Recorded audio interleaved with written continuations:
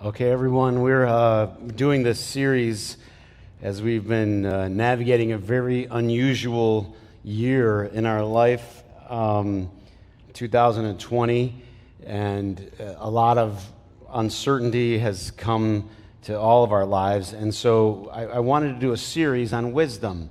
And as you know, there are several books in the scriptures that are what we call wisdom literature. And the book of Proverbs is wisdom, the book of Ecclesiastes, the book of Job, in the New Testament, the book of James, and even recently, scholars have been kind of unearthing this idea that Jesus was probably, in addition to the other things, a wisdom teacher. That is, he would come up with these pithy little sayings, and sometimes they're paradoxical, and they made you think. And I don't know about you, but I remember growing up, and parents and grandparents, they would have these little sayings they would give to you. A penny saved is a penny earned, right? And all these kind of little sayings.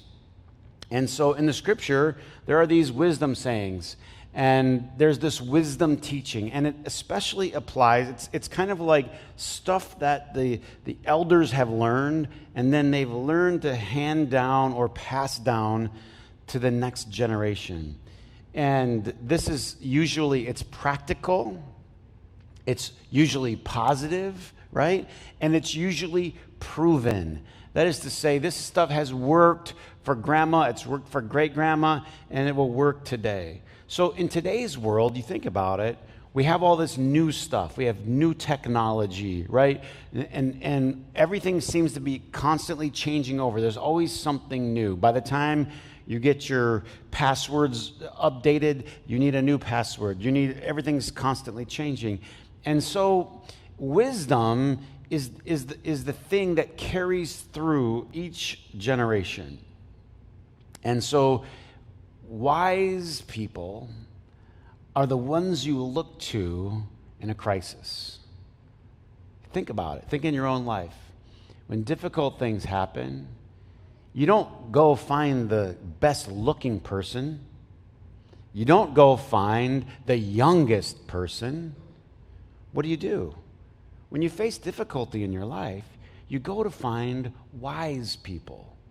People that in some way in your life, you feel like I want to know what they think about how I should handle this situation. Unfortunately, I think our culture craves youth. Our culture sort of craves the first half of life stuff, which is about success and wealth and good looks. And there's nothing wrong with staying young and keeping yourself healthy. There's nothing wrong with that. But the reality is, think about it. Think about your own life. When you find difficulty and uncertainty, what is it that you do? You go and look for wise people. And so today, I want to continue talking about wisdom, and I want to pick up from where we were last week in James chapter 4. Verse 13, it says, "Now listen, you who say, today or tomorrow, we will go to this city or that city.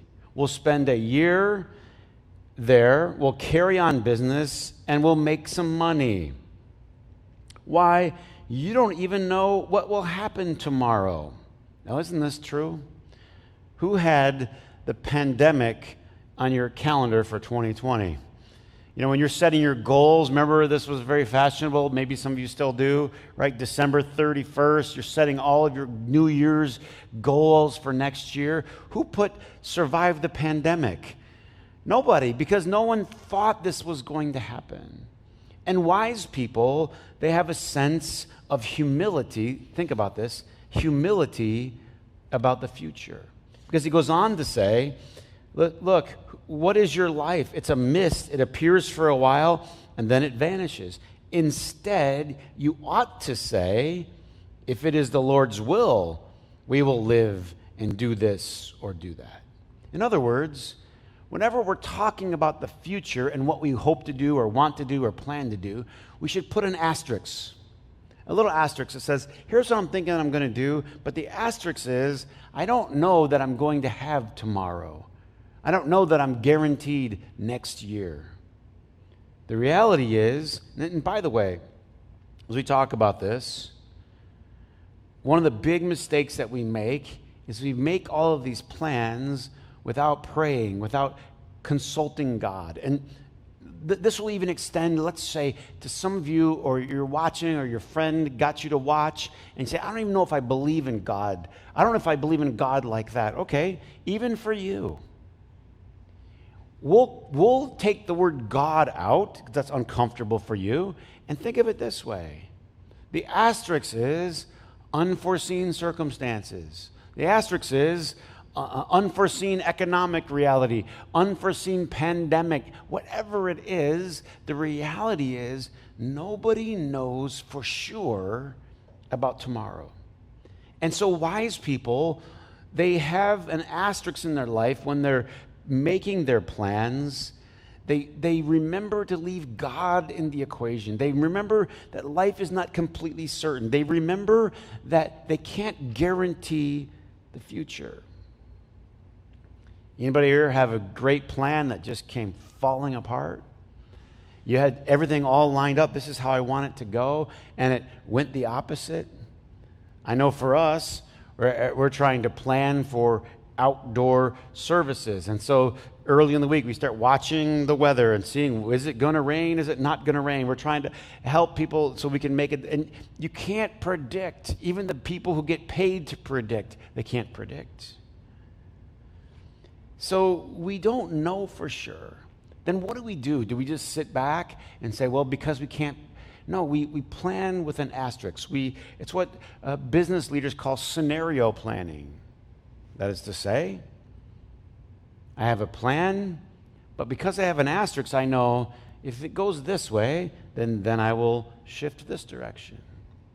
But if it goes this way, then I can shift this direction. It's not just schedule planning. We've all tried this. We make a schedule out. This is what I'm going to do, and then this, and then this, and then I'm going to go to college, and then I'm going to get married, and I'm going to have 2 kids, and everything's going to work out just exactly the way I want it to work out. That's fantastic when you're 19 or 22. But by the time you get to 45, you've realized that's not reality. That I need to learn how to go, as they say, go with the flow. Yes, you can make plans, but you have to have one ear to, they say, to the ground, but you could also say you have one ear to heaven. That is to say, one ear in tune to what's God saying now in this season of my life. A few weeks back, I told our children's ministry, when they did the Sunday service, to reference this verse, Proverbs 3, 5 and 6, because this is one of the first verses that I learned in the scripture. And it says, trust in the Lord with all of your heart, right? And lean not to your own understanding. That is to say, you have your way of believing, you have your way of understanding it, but there's something bigger always going on. Wise people are aware that there's more going on than they could ever think or imagine. And so they acknowledge it. They admit it. I think I'd just like to offer this in a time of uncertainty, in a time when nobody knows for sure. And by the way, wouldn't it be good to just admit we love certainty? We're addicted to certainty. I want to know what's going to happen tomorrow. And that gives us some sort of peace, but the reality is we don't know, so we have to live by, here's an interesting word, faith. We have to trust. And the funny thing is, this is something I've been trying to speak about, and maybe we can all collectively let this sink into our consciousness, is this: faith is not something that you sign up for.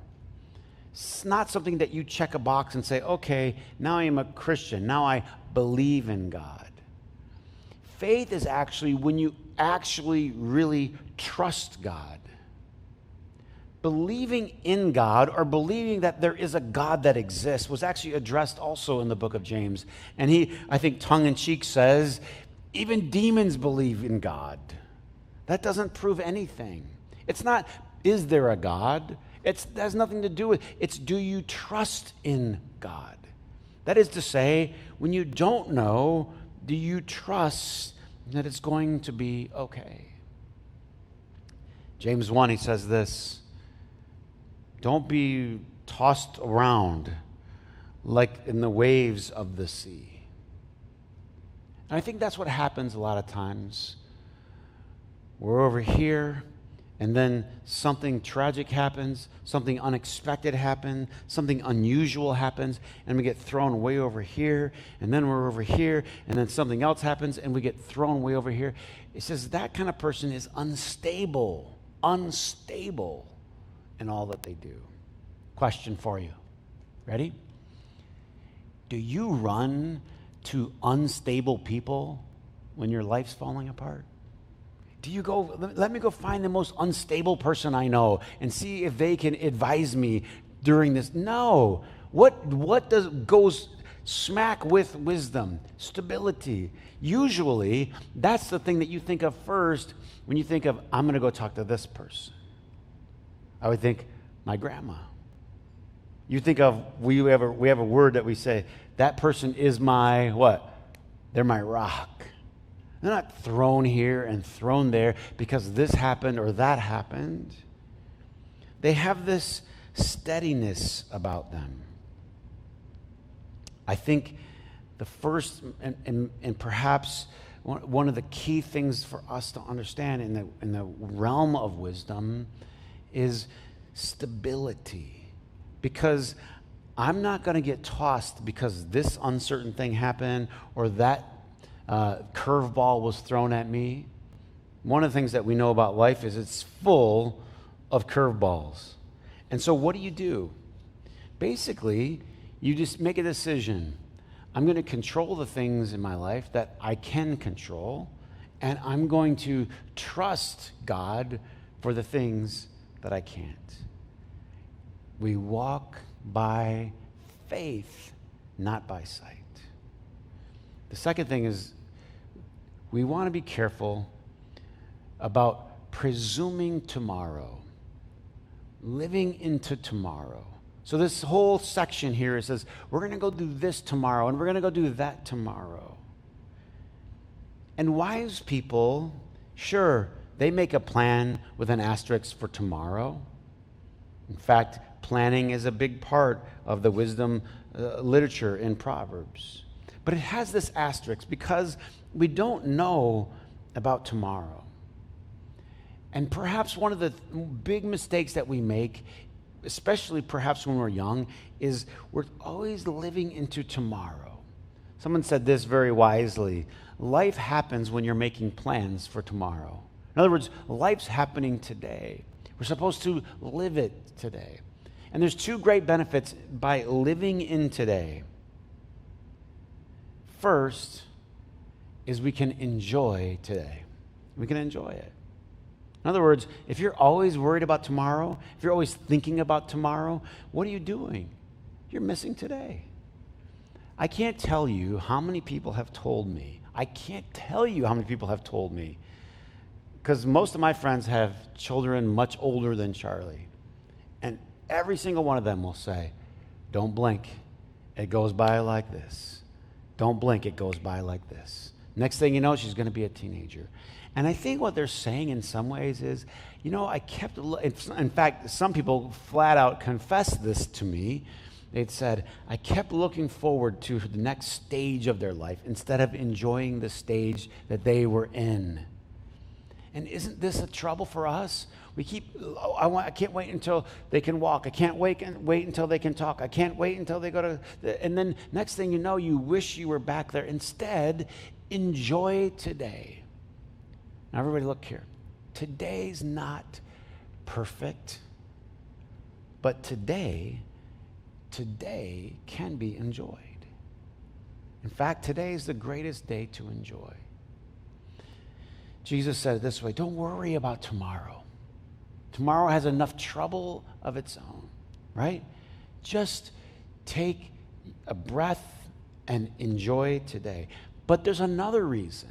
Not just that you can enjoy, but if you live in a daily compartment. Think of it this way. You're climbing into a submarine, as you do on weekends, right? But if you've ever seen these movies where these guys get dropped on a helicopter, very exciting, and then they have to get inside to a submarine. So they open the hatch and they get into this compartment, but they don't go straight into the submarine. There's a hatch, and then there's a little capsule, and then there's another hatch. You have to seal this hatch, right? And then you can go down and open the other hatch. At least that's how they do it in the movies, right? This is how you and I should live our life, with two hatches that seal off tomorrow and seal off yesterday so that you can enjoy today. Otherwise, you're flooding in yesterday's memories, you're flooding in yesterday's problems, you're flooding in yesterday's mistakes. Seal it off. Can you do that? Don't worry about tomorrow, right? Don't fret about yesterday. Enjoy today. But the other benefit is this. You can endure. You can endure when life is difficult.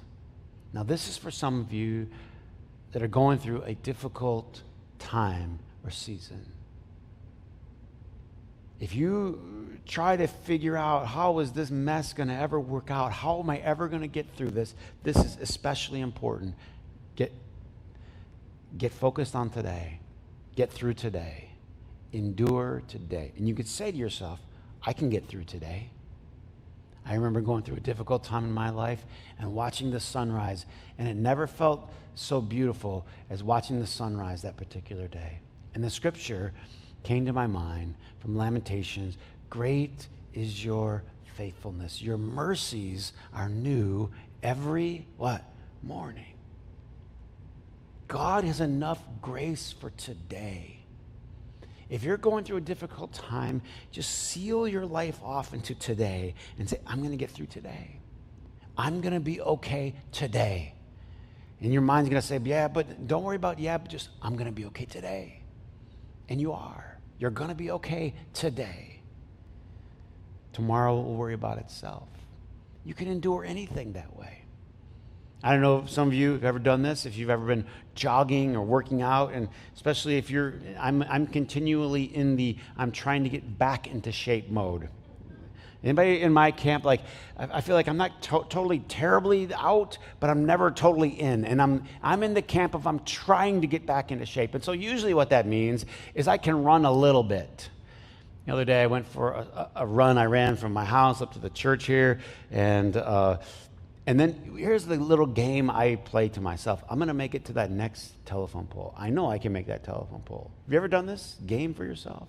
And you know you can. I know I can make that telephone pole. And then when I get there, I go just a little bit further.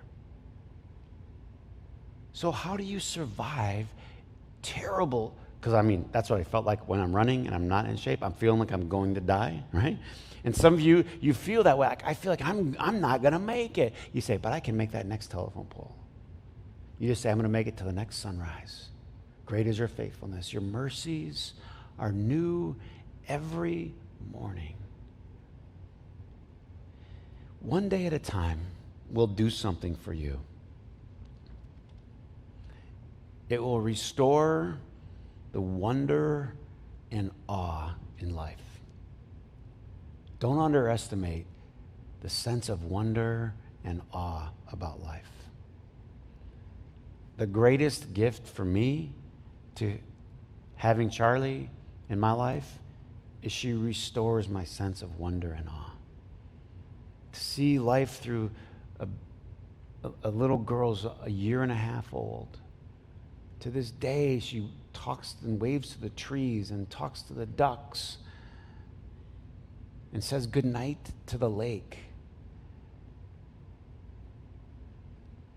And we think that's so cute, but don't you think there was something there when Jesus was saying to us to have the faith of a child? Don't you think there's something beautiful about restoring the wonder and awe. And it doesn't need to be that complicated. A while back, we went down to Eastern Market, and we took Charlie down there, and we were excited to see everything, and we're looking at all the flowers and everything, and she loves flowers certainly too. But do you know what she ended up doing? She found awe and wonder in the parking lot. She sat down and she starts playing in a crack in the parking lot. That's what she wanted to do. And of course, us adults were like, this is ridiculous. Come on, we got to go do something exciting. We need to go look at this, or we need to go look at that. This is a waste of our time. But that's what she wanted to do. So guess what we did? Sat down in the corner of the parking lot and let her play in the rocks. A little crack. All it is disgusting dirt. And you know what some of us think of our life? My life's just a bunch of disgusting dirt. I don't have anything fantastic. I don't have anything fabulous like everybody else. Maybe the problem is not the stuff you have. Maybe the problem is the way you're looking at it. Maybe it's the eyes at which you're looking at it. She had no problem. She was completely content. Restore the awe and wonder in your life. Now, James goes on, and I think this is really important. He goes on to say, all this he calls it bragging and boasting, all this talking about tomorrow. It's an interesting thing, because when we think of bragging and boasting, we think of people talking about their biceps or their wallet or how high they can jump. And he says talking about tomorrow is bragging and boasting. Again, throughout this series, throughout this summer, I keep seeing humility and wisdom linked together. I always find them linked. That where there's humility, there's wisdom. Where there's wisdom, there's humility. There's a sense of respect. Like, I don't have tomorrow promised. So he says, don't brag, don't boast. And then he says, anyone then who knows the good he ought to do, who knows the good he ought to do,